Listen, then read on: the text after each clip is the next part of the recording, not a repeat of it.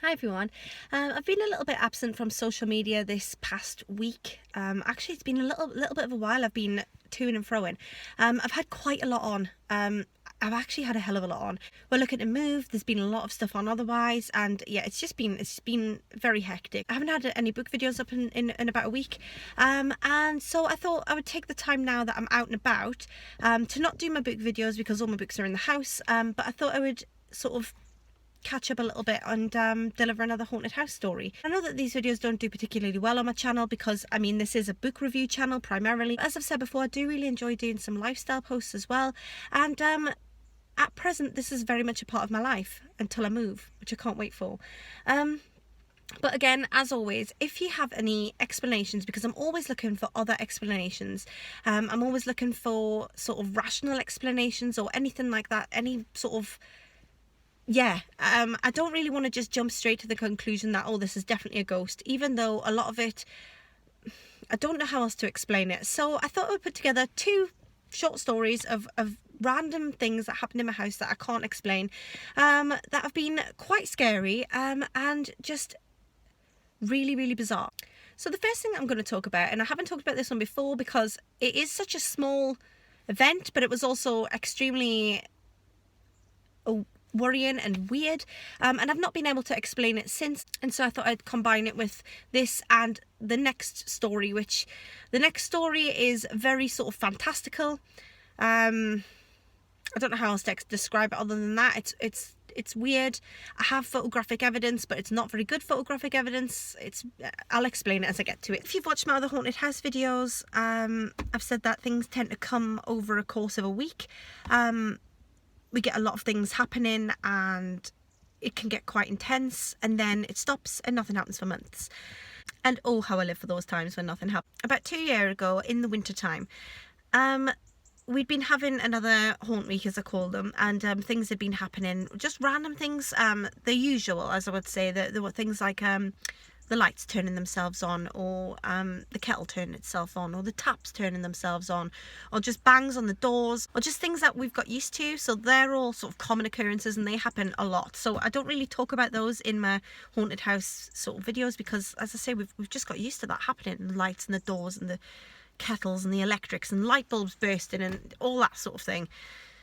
As I say, it sounds crazy, but you as weird as it is, you do get used to that happening because they're not really that scary after a while. You just sort of become complacent.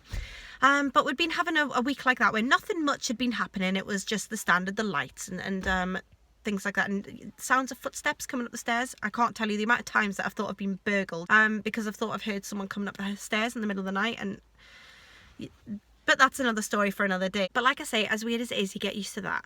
So that had been happening for a bit, but then this one day, it was winter, so me and my daughter had been in the shops that day, and we came home and everything was as we'd left it. The lights weren't on, the doors weren't opened, there was nothing out of the ordinary, the taps weren't on. So I was quite pleased, because I thought maybe it's the end of the week, maybe nothing's happened.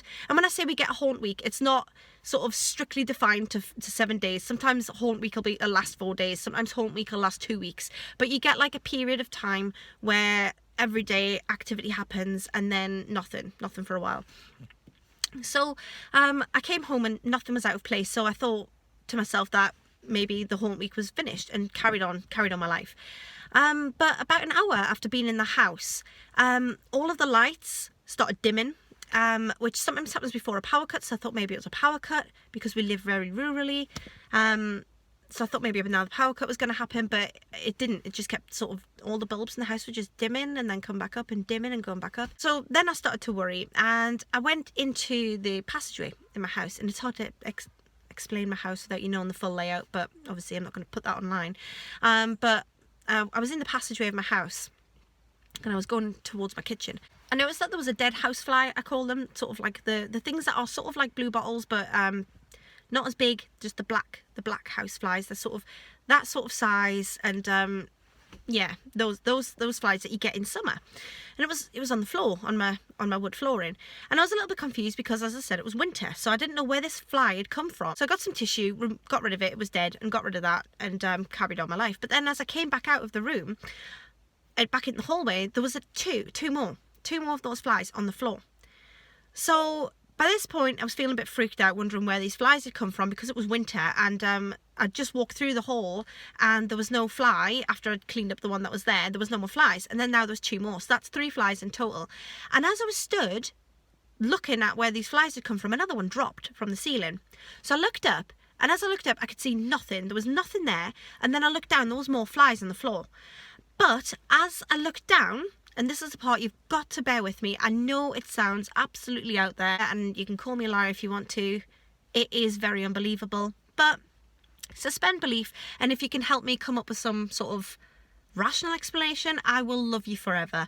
But from the stairway now, the stairway that leads into my hallway, flies were dropping.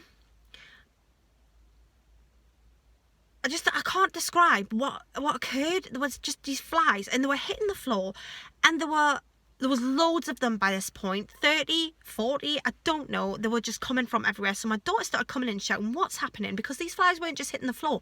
They were buzzing. They were all buzzing really, really loudly. And it was like they were stunned. So they were all hitting the floor and they were buzzing really loudly, but they were just going in circles. They weren't flying off. They were just on the floor, and all of them were going round and round and round in circles until they expired. So they were sort of hitting the floor, and there was a loud zzz noise as everything was buzzing round and round and round. And these flies were just coming, and I was looking at my stairs from where they were coming from, and I thought maybe it was my attic hatch, sorry. I thought maybe something had gone up there and died. I wasn't sure what was happening. So all these flies were hitting the floor, and it felt like it went on forever, but it must have been less than a minute, and there was just so many flies all over my floor that it was black. Like the floor, the wood floor was like black of all of these flies, and they were just spinning round and round and round really fast, making these loud buzzing sounds, and it was very, very loud. And I shouted at my daughter to stay back and to shut the door and not come in, because there was something happening and I didn't want to just be in with the flies. I said, the flies are dirty, don't come in. So she just stood on the other side of the glass door looking, going, what's happening? And I was trying to act casual, but I had no idea. So I was going, oh, it's okay, it's fine, it's absolutely fine, don't worry, I'll sort it out, don't worry. But it wasn't fine. And it was really, really weird. And then all of these flies that were spinning round, round, round, buzzing, one by one, they just stopped. And they were just dead, all on the floor. Loads of flies, and it just stopped. It just stopped as suddenly as it began, and then went aside. The only place that they could have came from was the attic. So I braved it, took my torch and went up into the attic, and there was no flies, absolutely no flies, none at all. No sign that any flies had ever been. There was no smell in the attic. Nothing was dead up there, surely. Like I say, it was winter, so there was absolutely no need for this to happen. No explanation for this to happen. I've never found any reason how and why this could happen. So that was another incident that has been just unexplained and disturbing, really disturbing, because I've never seen anything like it.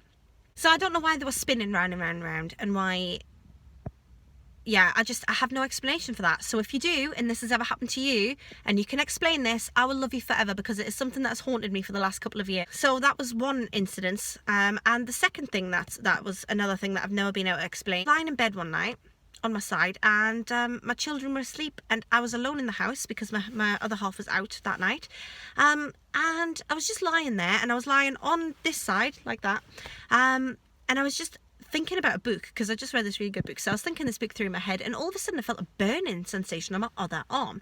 Now I was wearing a long sleeve top to bed because it was winter again. I was wearing a long sleeve top to bed, and I felt a burning on my arm. So I sort of touched it, and I couldn't feel anything, but it was burning and stinging. And I didn't know what it was, but I didn't get up because it was pitch black, and I didn't want to get out of bed, and I didn't want to go turn on the lights. And, you know, just sometimes when you're a little bit like, oh, it's really dark, and I just don't want to get up and walk across the other side of the room to get the switch. So I just lay there and waited and lay to see if I was going to feel anything else or figure anything else out. Nothing happened. So eventually I drifted off.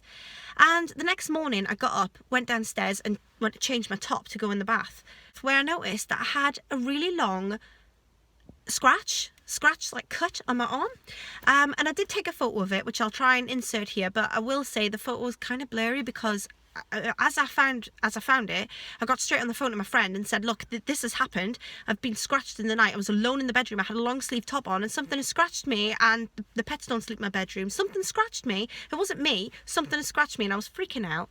So my friend said, oh, send a picture. So I just selfied a picture of my arm. So it is pretty grainy, but you can see there's a scratch.